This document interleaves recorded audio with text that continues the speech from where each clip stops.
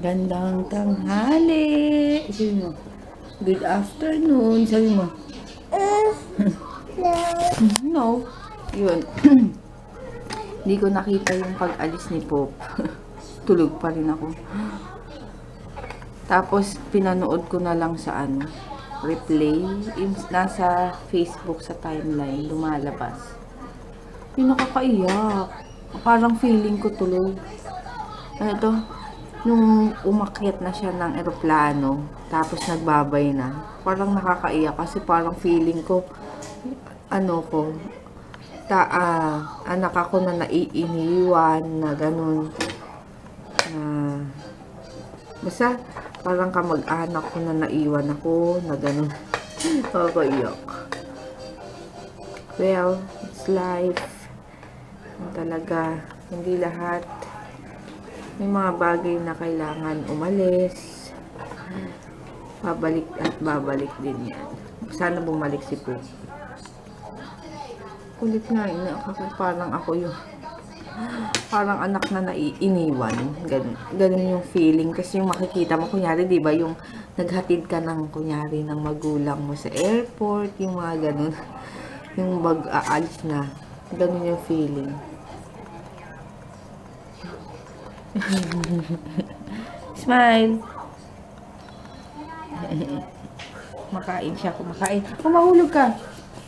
Yan ako, hotdog na lang ako ulit. Ay, kakatawal.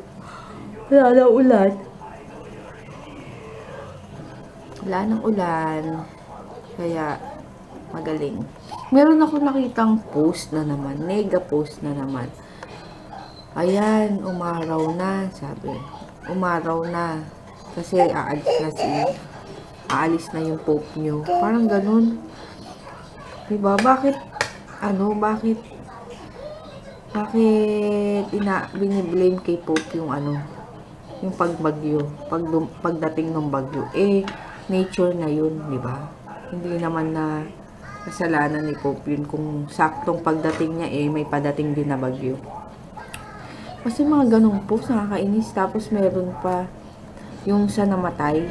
Yung namatay sa Tacloban, sinasabi na dapat daw yung technician ba tawag doon? Yung gumawa nung sound system na hindi daw maayos, di ba? Parang kasi ganun na nga. Tapos syempre, di ba, isipin mo, bakit dahil nasa kalikasan din yun, kaya nahulog yung yung sound system na yun. Hindi, parang biniblame dun sa ewan ko ba, mga syempre nature na yun. May bagyo, malakas ang hangin. Tapos andun pala yung babae, di ba? Nakakaawa din yung babae kasi nga ganun yung nangyari. Pero yung mga tao lang kasi ang nakakainis. Yung mga walang alam sa nangyari, walang alam sa mga kung ano man yung nakikita lang nila. Ang dami pang sinasabi. Puro dak-dak, di ba? Pero sa sarili nila, hindi nila magawa. Ay, naku, mga tao talaga. Grabe. Kainis lang. Yan, humiram ako ng notebook ng kapitbahay namin na schoolmate ni JJ. Sinulat ko na lang yung, kasi absent siya nung nakaraan. Kaya yun, tapos ito. Sabi mo na yan. Tapos, na lang, pinicturan ko na lang, ang haba kasi. Pero itong sa notebook, yan, sinulat ko na lang yung assignment para pagpasok niya, para hindi naman siya mukhang kawawa na walang assignment na ganun lang. Kaya ginawa ko na rin para buti nga may kaklase siya, nakakilala namin na kapitbahay, isang bahay lang pagitan nila. Ayun, kalaro niya rin yun. Gagawin ko muna. Napagalitan si DM. Tingnan, ulitin mo, Papa. DM, 8 mo yan. Hindi na gumagalaw. 8 yan. Iiyak na yan mamaya. Ayan na. Ayan. Eat mo kasi. Kunin mo na, baka bigla sumuka na naman yan. Sobra iyak.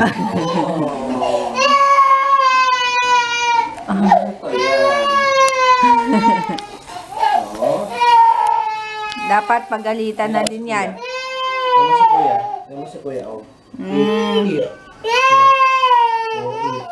Para alam niyang may mali. Yung Christmas tree naman natin. February na. Ito yung tagatanggal, di pa tinatanggal.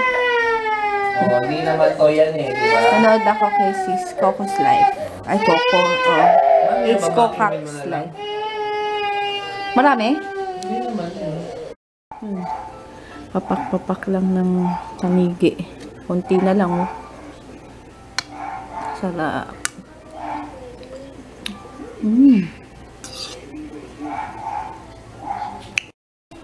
Sabi ni Papa, ano to eh?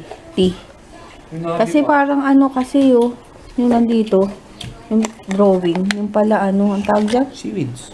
Ano yung tawag sa ano? Nori. Nori. Patikin mo si DM. Kahit ano kinakain eh.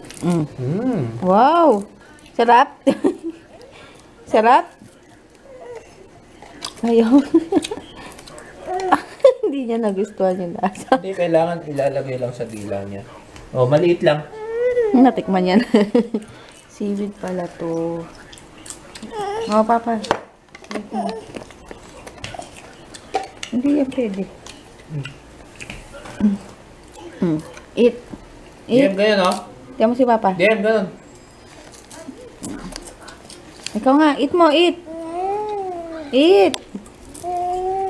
Ay, baka ikalat na naman yan. Yan, ini-edit ko na.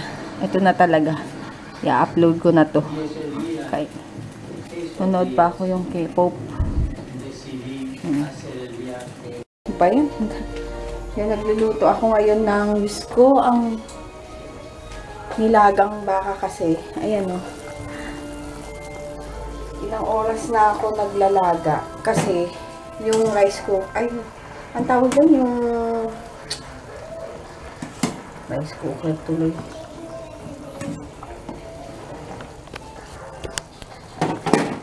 Nagluluto ako ng dinner. Sinimulan ko ng 6:30 yata. Kasi sira yung ano, yung pressure cooker namin. Nasira bigla. Kaya mano-mano, ayan.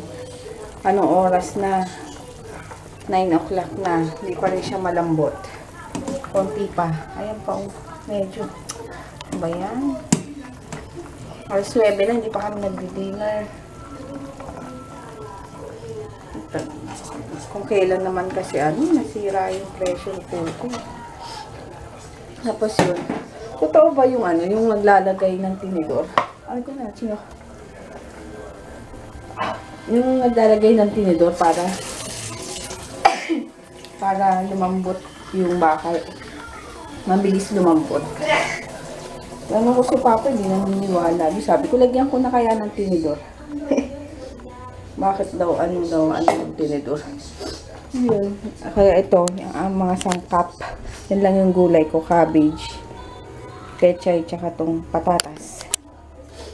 Tapos, hindi na muna, ay magsasaing pa lang ako.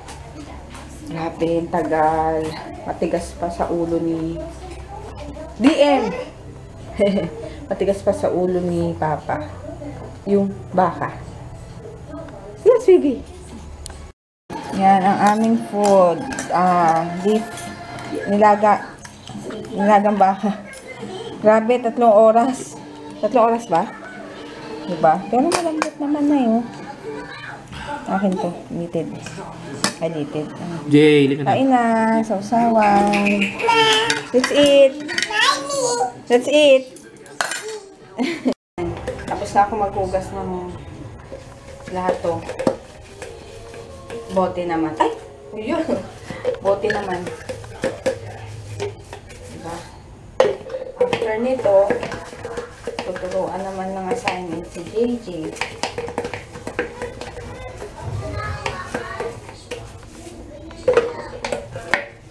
Hindi pa ako tapos mag-edit din sa ano ko. non-dominant hand makeup. Ano pa? Paulit-ulit lang naman yung gawain ko. Luto. Hugas. Kain. Sana hindi kayo nagsasawa na manood sa mga ginagawa ko araw-araw namin. Kasi dito lang naman din ako sa bahay. Diba? Baka sabihin nyo, yan na naman, boring. Yung ginagawa ko naman ang aking best na hindi maging boring yung vlog ko. Diba? Paano na mag-enjoy kayo? Ayan, gasan ko lang to. Tapos pinapakuluan ko pa kasi. Dahil yung gatas ni BM,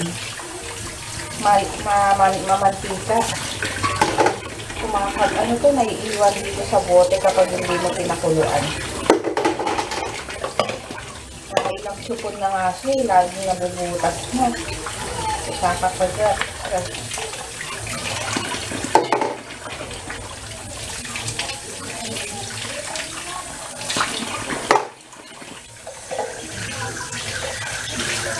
Grabe, busog ako. Busog. Dami ko lang naman nakain. My goodness. Pero talaga, pag after birthday ni BM ng February, mag-start talaga akong magbawas. Kanain. Para sa summer, pag nag-swimming, diba? Maliit yung tiyan ko, hindi parang butete.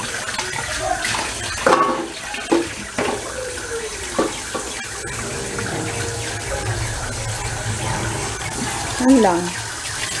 After nyan, papakuluan ko na lang. Hindi ko na ini-steam. Kulo. Pero hindi naman kulong-kulo as in na ano. Konting kulo lang.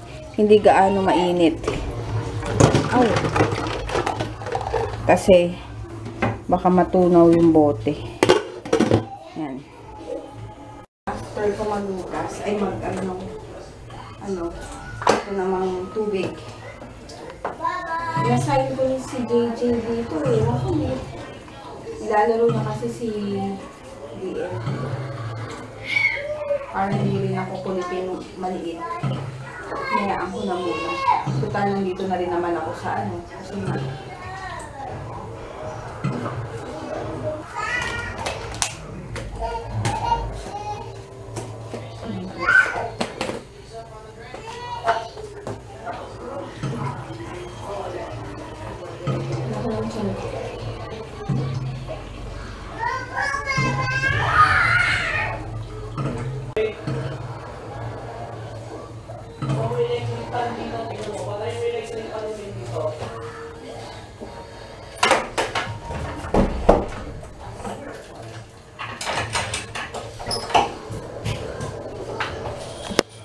Dadalhin ko na yung aking mga tubig. Natapos din ako. Upload ko na lang to. So, good night na. Pasok na naman bukas at aga gising na naman. Good night. Good night na. Good night. Good night. Good night. May sasabihin pa ako. Titaan, nagulat ako, buntis ka pala. Boy or girl ba yan? Good. Ay, ang tawag dito. Nakakatuwa kasi buntis pala si Ann. Ang galing. Itong sa kanya year 2015. Swerte sa kanya, blessing lahat ng nangyayari. Yun talaga kapag maganda yung mo sa ibang tao, bumabalik sa iyo blessing, di ba? Kaya congrats, the bullseye din. Pag naanak ka na, baby shower, kukunin ko yung iwan ko, Mama Mary. Tawag dito, sana boy. Para may boy and kumpleto ka na, di ba? Tapos, ayun, ninang kami, ninang. Nag-volunteer na ako na maging ninang. ni baby. Kung ano man yan, boy or girl, sana healthy. Uy! Ayun, sige, good night na. Bye! Okay, baby, ka. Good night. Good night. Ulsi.